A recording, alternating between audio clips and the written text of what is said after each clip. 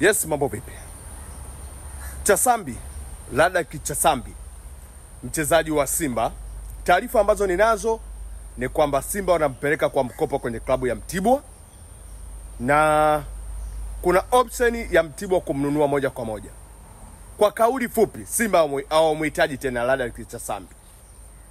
Yaani kwa kauli fupi, Simba hawamhitaji tena Ladaki Chasambi. Yes. Huwezi kuwalaumu Simba, inawezekana wamemwangalia wameona kwa hatoshelezi, lakini nataka nije kwa wakala wa Ladaki Chasambi. Umemharibia maisha bwana mdogo. Na hii Ladaki Chasambi mwenyewe inabidi akae chini atafakari mawakala anaokuwa nao. Ladaki Chasambi alitakiwa Austria kwenye timu kubwa sana, RB Salzburg, ambayo timu inashiriki mpaka UEFA Champions League. Mawakala wake walimlahai na kumwambia baki Tanzania kwenye klabu ya Simba. Leo hii Ladaki Chasambi anarudishwa kwa Mtibwa. Yaani baada ya kwenda mbele anarudishwa nyuma. Anaenda Mtibwa. Anaenda Mtibwa.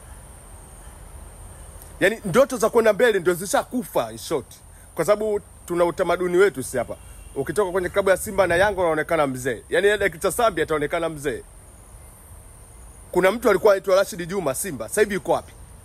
Hajulikani alipo. Ndio huyu Ladaki Chasambi kinaenda kumkuta. Kwa maana mawakala, mkiangalia pesa, lakini angalieni huyu mchezaji tunamsaidia vipi? Huyu mchezaji alitakiwa na Shafi Dauda ampeleke mbele. Watu wakakataa na kusema Shafi Dauda sio atuharibia nini? Leo huyo Ladaki Chasambi anaenda Mtibwa. Aibu tupu. Mawakala, kweni na utu. Pesa tamu lakini kweni na utu basi. Wasaidieni hawa wachezaji.